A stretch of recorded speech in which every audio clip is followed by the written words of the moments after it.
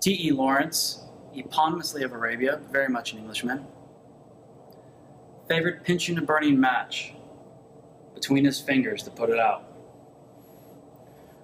When asked by his colleague William Potter to reveal his trick, how is it that he extinguished the flame so effectively without hurting himself whatsoever, Lawrence just smiled and said, "The trick, Potter, is not minding that it hurts." The fire that danced at the end of that match was a gift from the Titan Prometheus, a gift he stole from the gods, who were terrified of what we might do with it were it to fall into our hairy little paws. When Prometheus was caught and brought to justice for his theft, the gods, well, you might say they overreacted a little. The poor man was tied to a rock, while an eagle ripped through his belly and ate his liver over and over, day after day, ad infinitum. All because he gave us fire, our first true piece of technology. Fire. Such a very long time ago. Which begs the question, what have we done with it? 100,000 BC, stone tools. 4,000 BC, the wheel. 800 BC, sundial. 9th century AD, gunpowder. Bit of a game changer, that one.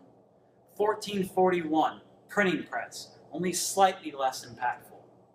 19th century, the steam engine, railway, eureka, the light bulb.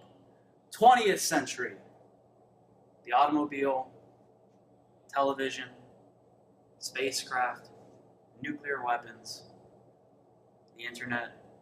21st century, biotech, nanotech, fusion and fission and M-theory, and that was just the beginning. Thinking about technology and how we use it, my thoughts were drawn naturally to something that Steve Jobs said in 1981, and loved repeating it often. He said he wanted to make a dent in the universe. Yet, I cannot help but wonder, what did he mean by that exactly? What precisely was he hoping to achieve? I think he wanted to change the way that people work, the way that people live, and how they interact with each other. And I think Jobs believed that he could do this using only a computer, using only technology.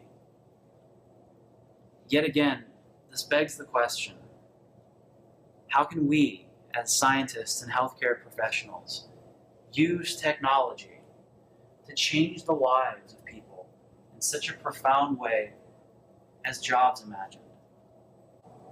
Pondering this question calls my attention vigorously to the roles that bioinformatics will play in the near future. Not only the lives of investigators and healthcare practitioners, but also in the lives of patients, and the lives of all human beings. Admittedly, many of us are not proficient in the slightest with any of these instruments. Nevertheless, that they will be pervasive in a significant way is undeniable. But what does that mean? Are these just merely tools that are powerful beyond measure? Absolutely. But are they also anything more than just tools? They are so much more. So what could using bioinformatics mean for a researcher?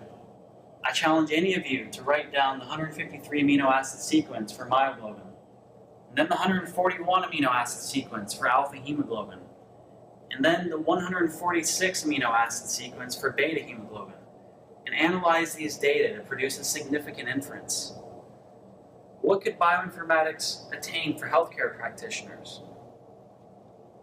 I challenge any healthcare provider to perform consequential personalized medicine without using bioinformatics to analyze the DNA, RNA, and protein makeup of his or her patients. Bioinformatics analyses will lead to meaningful inferences from unwieldy data that are otherwise impossible.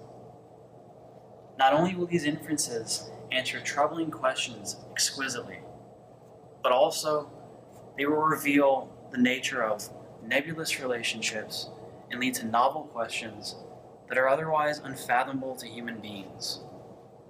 If we can learn to employ these tools masterfully and keenly as scientists and healthcare professionals, then we might be able to make a dent in the universe.